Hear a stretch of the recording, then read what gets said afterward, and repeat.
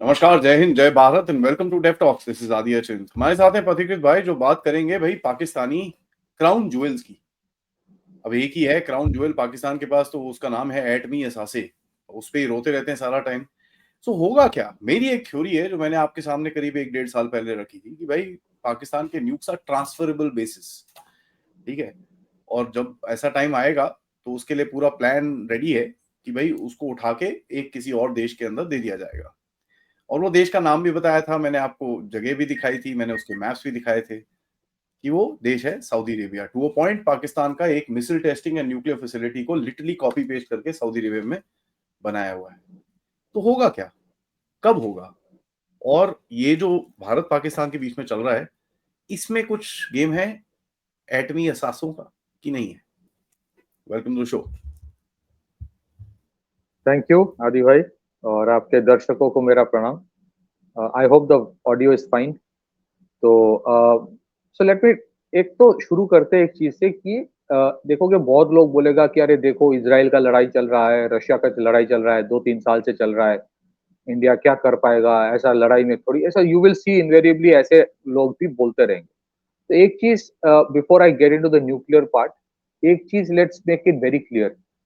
Russia का Israel का objective अलग है, हमारा ऑब्जेक्टिव अलग है। इजराइल का जो ऑब्जेक्टिव है गाजा को पूरा एक्चुअली डोमिनेट करो, एक्वायर कर लो।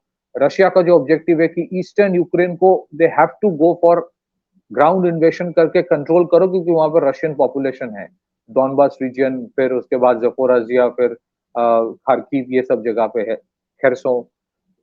इंडिया और यूएस जब किसी जगह पे लड़ाई करता है, उनका डॉक्ट्रिनल अप्रोच, उनका एंड गेम, उनका एंड ऑब्जेक्टिव अलग होता है। हमारा यहाँ पे end objective is not to control Pakistan. हमारा एंड ऑब्जेक्टिव ये नहीं कि कल से हम पाकिस्तान को गवर्न करेंगे। मुझे नहीं लगता कि अभी इंडिया का ऑब्जेक्टिव वो है। वो कचरा लेना ही नहीं चाहिए अभी। But I think the ultimate objective ये है कि ये जो बार बार हो रहा है, that has to be defanged. ये बार बार जो हो रहा है, that has to be cut down. बाकी वो फॉर द टाइम बिंग या जो भी हो, no one is interested to territorially expand करके उस जगह को कल से हम कराची को रूल करेंगे। आई थिंक वो बोलने के लिए होता है, but right now there is no, मुझे नहीं लगता कि सरकार की ये सोच, because that's a total liability. So if you look at the escalation matrix, escalation matrix आपने भी डिस्कस किया है। तो इनवेरिएबली एस्केलेशन मैट्रिक्स वाला वॉर गेम आर्म फोर्सेस ने यहाँ पे फैक्टर इन जरूर कर लिया है। और आप एक चीज आप नोटिस करेंगे तो आप देखेंगे पिछले 2 दिन से कोई भी मेजर हेड्स ऑफ स्टेट जो है, चाहे वो यूएस का हो, रशिया का हो, जर्मनी का हो, फ्रांस का हो, इंक्लूडिंग यूरोपियन यूनियन, कोई ऑफिशियली ये नहीं बोल रहा है कि भाई रिस्ट्रेन दिखाओ। कोई यूएन इंडिया को नहीं बोल रहा है। के यूएन के एडवाइजर जो क्या है अरे उनका, वो यूएन, अरे उसने एक वो तो स्टेटमेंट दिया। नहीं नहीं, आज सुबह और एक फ्लिप हो गया।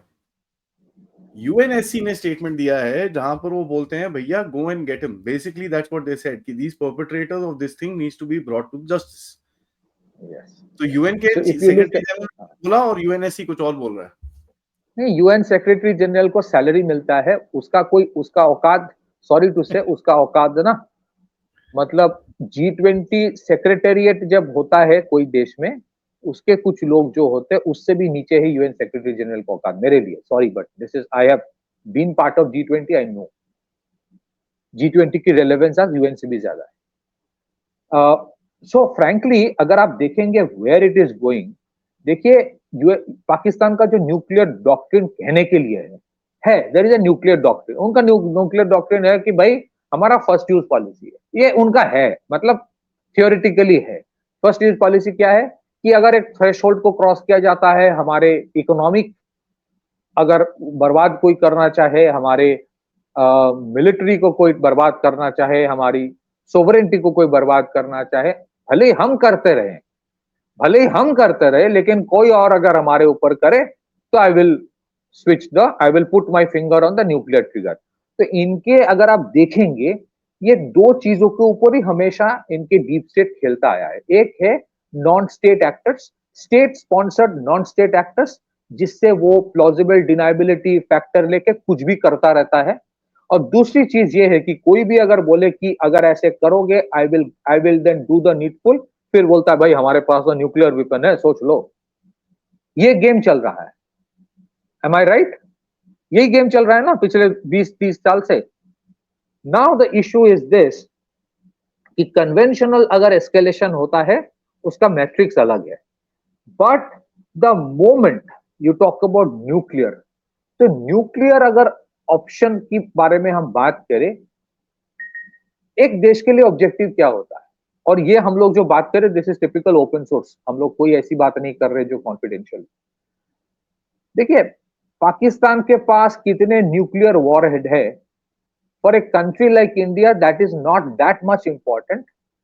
जो इंपॉर्टेंट है उनके स्ट्राइक कैपेबिलिटी क्या है, उसके स्टैंड अलोन वेपन सिस्टम क्या है जिसके वो डिलीवर कर सकता है, दैट इज मोर इंपॉर्टेंट। आप तो ऐसे फेंकोगे नहीं ना न्यूक्लियर बम को, you need a strike capability, you need a, mostly it is a ballistic missile, it can be a intermediate range ballistic missile, it might be a intercontinental ballistic missile। Generally cruise missile से कभी nuclear warhead को फेंका नहीं जाता है। The issue is this कि एक conventional escalation होता है, उसका मैट्रिक्स अलग है। द मोमेंट पाकिस्तान से कोई आईसीबीएम या intermediate range ballistic missile, even a short range ballistic missile को के ऊपर कोई एक्टिविटी शुरू हो जाता है, it is very clear that is the time the Russians and the Americans are going to step in। और ये कोई मेरा assumption नहीं है, and that is where there is an understanding, क्योंकि उनके पास, इंडिया के पास भी है, बट अगर आप देखेंगे रशिया के पास जो वोरोनेज, जो उनके लॉन्ग रेंज डिटेक्शन रेडार्स है, जिसका 6000 into 8000 किलोमीटर रेडियस में वो करते हैं, और वो उस काइंड ऑफ कैपेबिलिटी अमेरिका के पास भी है। That is where the step in. क्यों स्टेप इन करता है? क्योंकि once that threshold is breached कि मैं बैलिस्टिक मिसाइल इस्तेमाल करना शुरू कर रहा हूं, the entire dimension of this conflict changes forever. So that is where the issue comes in कि देन इट विल बी, अगर वो एक के बारे में सोचता है, उसको भी पता है अगर वो एक भी मारे, हो सकता है hypothetically they might think of targeting Delhi, hypothetically. उसके बाद it is very clear, India can literally flood Pakistan with ballistic missile, and this is, ये मैं कोई रेटोरिक नहीं दे रहा हूं, दिस इज टिपिकल। आप किसी भी एनालिस्ट से पूछिए जिसको थोड़ा सा न्यूक्लियर डॉक्ट्रिन पता है और बैलिस्टिक मिसाइल वॉर एस्केलेशन के बारे में पता है, mostly if you look at the Pakistani ballistic missile systems, these are third generation, typically जो चाइनीज टेक्नोलॉजी से बना हुआ है। अगर आप बैलिस्टिक मिसाइल की बात करें तो इंडिया की जो कैपेबिलिटी अभी है, it is of a different dimension all together. मैं ये नहीं बोल रहा हूं कि पाकिस्तान के पास कोई कैपेबिलिटी नहीं है, मैं ये नहीं बोल रहा हूं, बट उसकी डिटेक्शन करना it's far more easier, and I think that message I think has already been sent. ये आज की बात नहीं है, then I will come to the next part. ये आज की बात नहीं है, it is always been told to the Pakistanis, and I am sure अभी भी वो पैरेलल मैसेजिंग दूसरी जगह से जा रहा है। आप रिटेलिएट करो, आप कर सकते हो retaliate if the Indians do something, but don't touch that button, and that is a threshold, do not cross it। now what happens is this, there is a question mark कि कितना, जो आप जिस चीज के ऊपर बात कर रहे थे कि सऊदी अरब में वो मॉड्यूलर पूरा यहां से शिफ्ट करने वाली चीज, कितना कंट्रोल पाकिस्तान का है on the nuclear Arsenal that Pakistan has. ये जो इशू है ना, ये आज का इशू नहीं है। This issue, this concern America has from 2008 और 9 ऑनवर्ड्स, और वो कंसर्न और भी बहुत प्रोफाउंड हो गया after Osama bin Laden was found in Abbottabad. और उनका सबसे बड़ा कंसर्न न्यूक्लियर वेपन नहीं था, उनका सबसे बड़ा कंसर्न था कि उस न्यूक्लियर वेपन से डर्टी बॉम्ब बना सकता है कोई, because when you dirty bomb में क्या होता है, it's a conventional bomb with high amount of radio active material.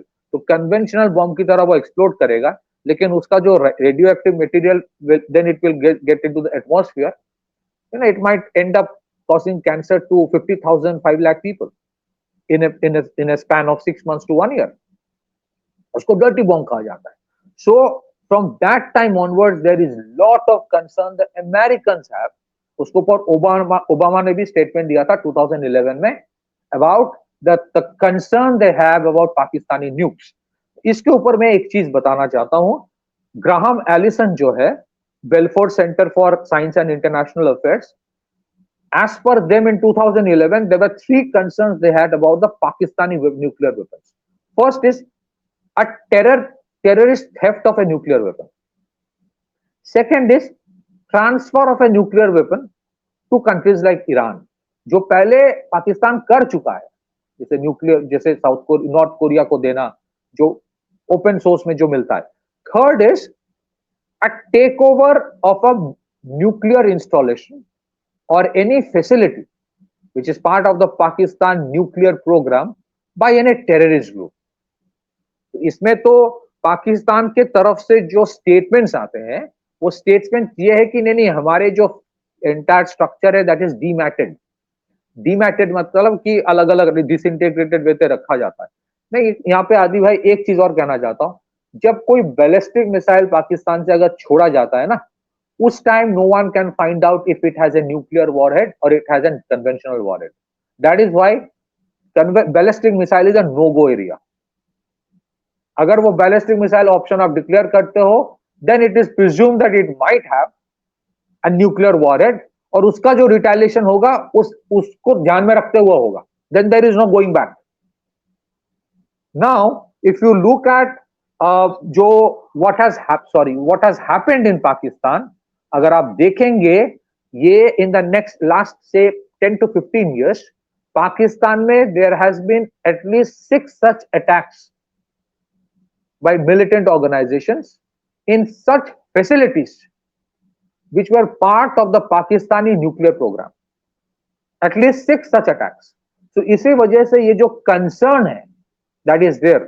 Now this is not me saying, as per an NBC report, जो US मीडिया ग्रुप है NBC, उनका एक 2011 का report है. As per that 2011 NBC report, जहां पे they had talked extensively to the Americans, part of the American establishment, जो इस चीज के ऊपर डील करता है. As per NBC, the Americans have a snatch and grab policy. At any point of time जहां पे either America directly or any American interest is threatened by the Pakistani nuclear establishment or what is called the loose nukes. Loose nukes मतलब a rogue general getting hold of a nuclear system. तो उसमें फिर क्या किया जाता है? Generally अगर आप कोई भी न्यूक्लियर एक्सपर्ट से बात करेंगे, हालांकि वो आप सामने आके तो इसके ऊपर बात नहीं करता है, बट ओपन सोर्स मीडिया में जो मिलता है, they get hold of the control, the triggers through which you can activate. आपको सारे वेपन सिस्टम एक जगह इकट्ठा नहीं करना है, वो भी अपने अलग अलग जगह पे रखा होगा, टनल्स में, डीप इनसाइड, ये सब पाकिस्तान ने भी करके रखा है.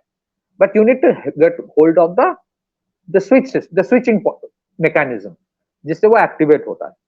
फिर 2009 में सेमोर हर्ष एक रिपोर्ट आता है न्यूयॉर्कर मैगजीन में. उसमें भी सिमिलरली ही comes out with a report जहां पे as per that report of New Yorker magazine 2009 में, अगर आप एक तो आप देखेंगे 1980s और 90s का जो डीक्लासिफाइड CIA रिपोर्ट्स है, उसमें दिस कंसर्न बार बार कहा गया है. बार बार this issue comes, what happens if. तो as per the New Yorker magazine of 2009, US के एक डेडिकेटेड यूनिट है which is always at a 4-hour notice to actually go there and take over. ठीक है. and इसमें it is not possible, let me say this, it is not possible to do something unless they have a tacit understanding with the establishment in Pakistan as well, or at least section of the Pakistani establishment कि ऐसा होगा. But इसके अंदर एक scary thing है. If you read the entire thing, उसके अंदर Seymour हर्ष बोलता है कि भाई Pakistanis have admitted to one thing कि साहब हम सब कुछ दे देंगे but we will not give the to that we are hiding in the tall grass next to the runway. हो सकता है, I agree. So there is that factor also. which is known कि ये छुपाने की I कोशिश agree. करेंगे, उल्टे सीधे काम Yes. करेंगे, all that they will do. Yes. So that issue is always there. लेकिन फिर अगर वो ऑप्शन ये एक्सप्लोर करता है, then it becomes an issue of point of no return. मुझे नहीं लगता even within Pakistani establishment they want a situation where it goes to a point of no return. क्योंकि अगर पाकिस्तान की जो इंटरनल इम्प्लोशन हो रहा है ना, they will do the needful themselves. India doesn't need to do anything. उनका जो एक थ्रेशोल्ड है, I think India will target that itself कि आप चल डिफाइन, दैट इज मुझे लगता है कि जितना ओपन सोर्स में आ रहा है दैट इज ऑब्जेक्टिव. बाकी बट उसमें if you get in and I think it will be like whatever the operation is, I have no idea, you define and you come out. We are not interested in governing you, but if you exercise the ballistic missile option, फिर उसके बाद क्या हो सकता है, they know very well how much capacity India has, not just in terms of cruise missiles, but in terms of ballistic missiles as well. और मैं खास करके बैलिस्टिक मिसाइल की बात कर रहा हूं. अगर उस तरफ से एक बैलिस्टिक मिसाइल छोड़ा जाता है, उसका रिटेलिएशन किस लेवल पे हो सकता है, I think they know very well. So ये जितना भी वो डर दिखाए, वो दिखाएगा.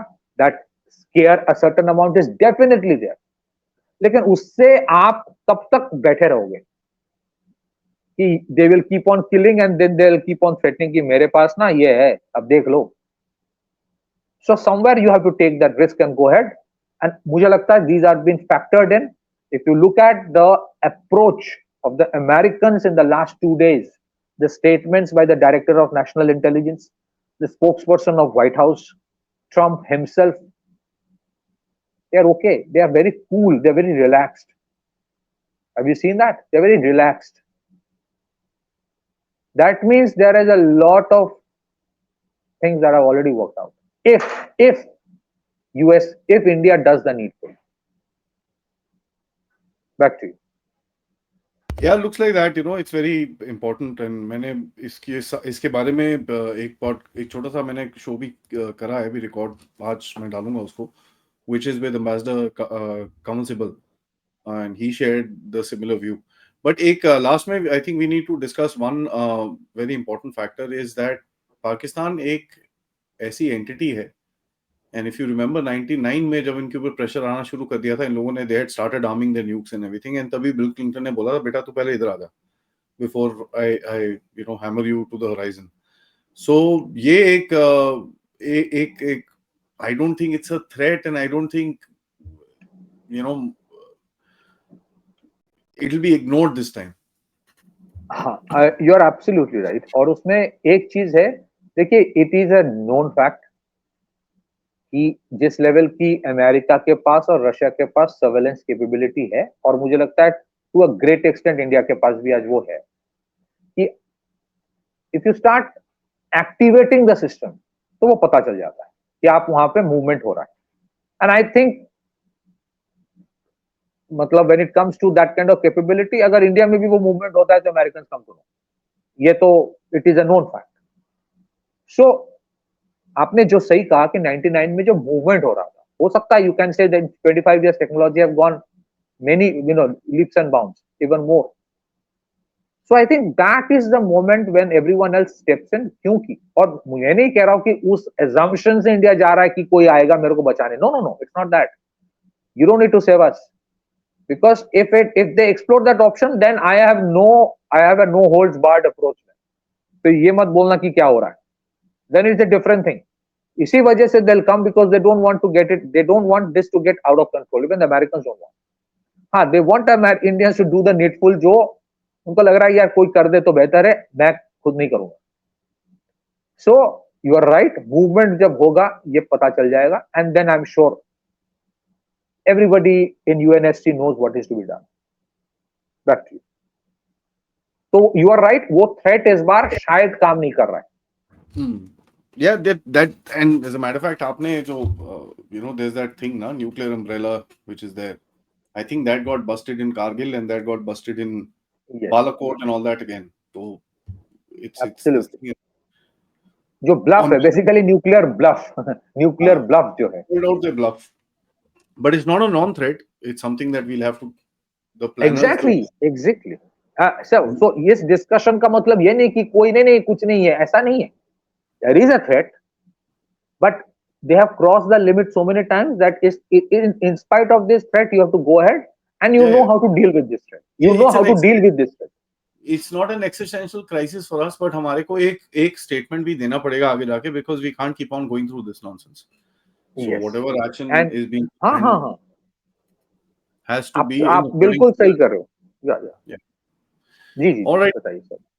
All right. मैं एक स्टेटमेंट और लास्ट में विद योर परमिशन आदि, ये इसीलिए जरूरी है कि अगर आप पहलगाम में जो हुआ उसका अगर एक मेजर एग्जांपल सेट नहीं करते हो, तब तो वो बांग्लादेशी करेंगे कल, तब तो वो नॉर्म हो जाएगा, तब तो और होगा, सिर्फ कश्मीर में नहीं होगा, तब तो वो दूसरे हर जगह पे होगा.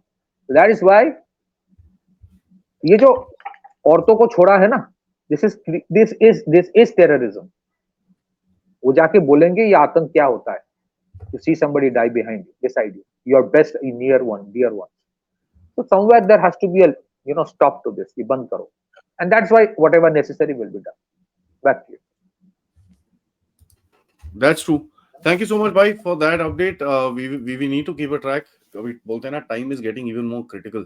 ठीक है, as the days pass by and और critical होता रहेगा. And एक चीज हमको दिख रही है, जिस तरह की preparation चल रही है, and that's being done in wide in the open. जो पहले प्रिपरेशन होती थी हमेशा क्वाइटली होती थी, इस बारी खुले में प्रिपरेशन कर रहे हैं, वाइड इन द ओपन. एक with your permission before, because it was in mind then I forgot. Russia Ukraine war में एक फैक्टर है.